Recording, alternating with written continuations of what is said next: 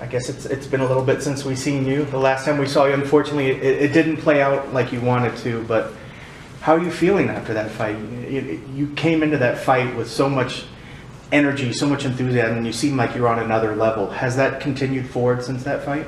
Yes, I've been training nonstop since that fight. I was very disappointed it didn't go my way. I thought it was really close, but I sat down with my coaches and trainers and discussed what I needed to do. I needed to get stronger. I needed to better my wrestling so I could get it to the ground and jiu-jitsu her. That's my goal, but really I want to win in any way I can. So I've been training nonstop these past 7 months, and I'm really excited to show her and myself and everybody what I can do. And it seemed going in there that your striking seemed on another level than when we saw. So I assume that that's continued as well. I mean, how are you feeling on the striking? It sounds like your jiu-jitsu is always going to be there, but it seems like, is striking still a major focus as well that you've been trying to improve upon? Yes, my striking has leveled up. Now, I don't think I'll become a K1 champion anytime soon, but I'd like to show that I've improved by my standards. Well, let's jump over to your opponent. When you look at Barb, a legend in her own right, but break her down for us. Where is she dangerous, and what sort of things are you expecting coming into the cage? One reason I'm so excited about fighting Barb is that she's great everywhere. She's very well-rounded. Her striking's good, her wrestling's good, her ground game is good, so I'm pretty much thinking, what's she gonna do here? Well, what would I do here? She'll probably do the right thing, so I can just, see her as, my rival. I get this epic challenge for me, So I know that, I sat down with my coach, John Wood, and I can see she has some tendencies. So, I have a kind of game plan, but I just have to be aware of things she does, and just, I win my fights when I do me, and I focus on what I want to do. So I shall proceed and execute the plan. How long has Barb kind of been on your radar as a fighter? Because you guys have both been doing this for a little bit now. I've been wanting to rematch Barb for about 7 years now. That's right. Ever since she beat me with the rear naked choke. So, yeah, a long time, and she was the Invicta champion. So she's always been a goal of mine. So you'd see her at Invicta events and be like, I want that rematch. Kind of give her a little side eye. And she kind of disappeared for a few years, did, so I really haven't seen her around. But yeah, I've been on the lookout. Did you guys build any sort of relationship in the house together during the show? We did chat a bit in the house on Tough 26. We both got up kind of early, so we tended to have breakfast a similar time, and she went swimming and I did my yoga. We chatted a bit, and she recommended a book to me, and yeah, so we became friendly. So does that, when you come into a fight, does that maybe take a little bit nerves and pressure off, because it is somebody that is not the boogeyman across the cage, but somebody that you've seen and have some sort of a relationship with? Every opponent feels different. Every fight feels different.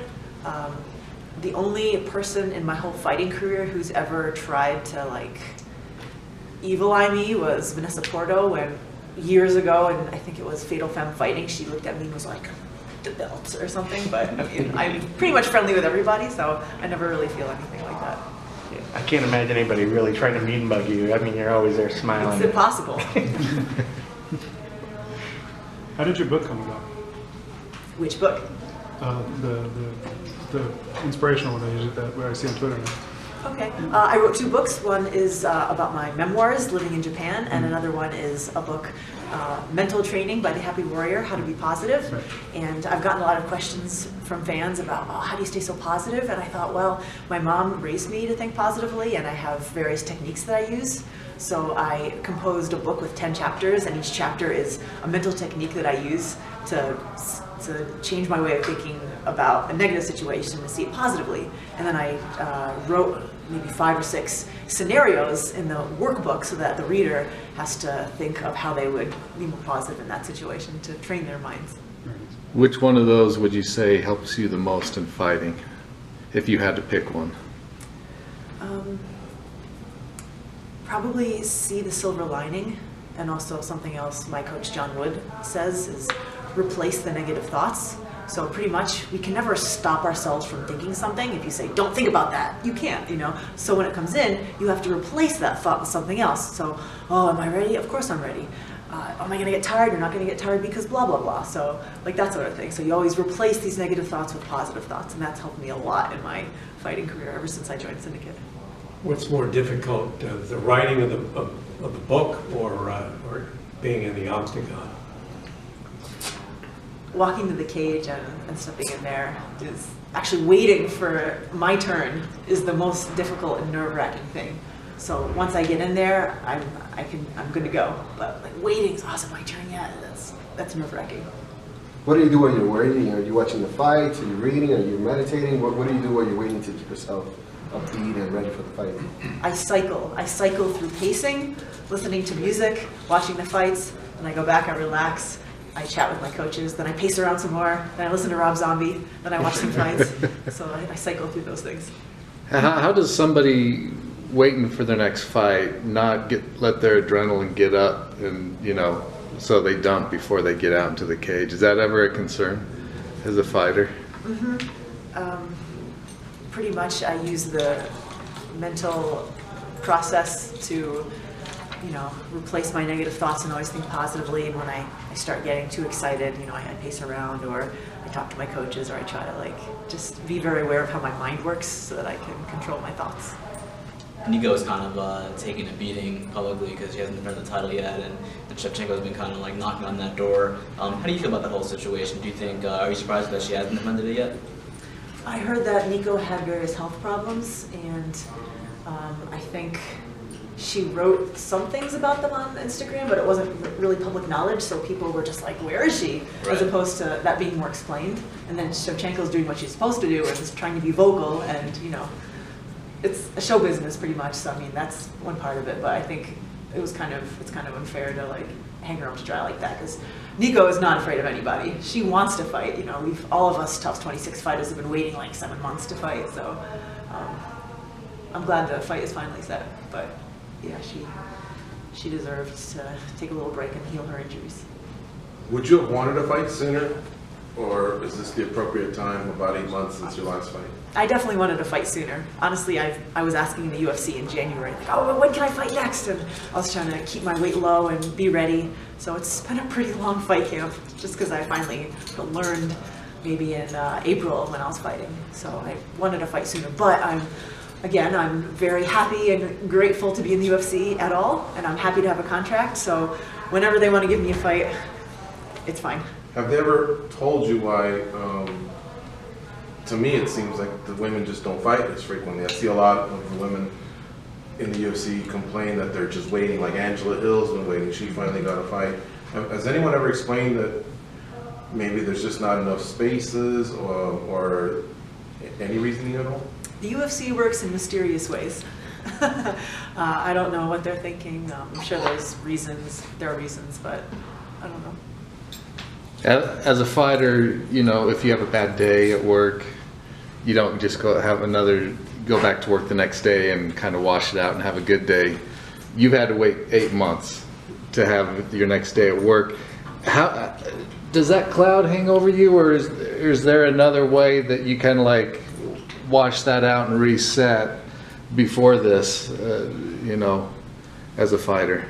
Well, I get really bummed out and depressed if I don't have a plan of action, like if I don't know how to get better or I don't know what I'm doing. But once I decide, like, okay, I need to get stronger, so therefore I will execute this plan of conditioning. Or, oh, this sucks, so I need to get better, and then I start training and I make improvements in the gym. So then I can be excited about every day. You know, I can wake up like, oh, I did this yesterday, and today I'm going to do this, and I can feel really positive about my training. So now, for example, I feel great, I feel stronger, I feel more skilled, and it's been a great journey. Does it outweigh the loss, the steps to get to this fight, or do you have to get that next fight and that next win to get over that? Or is it the process that gets you over that?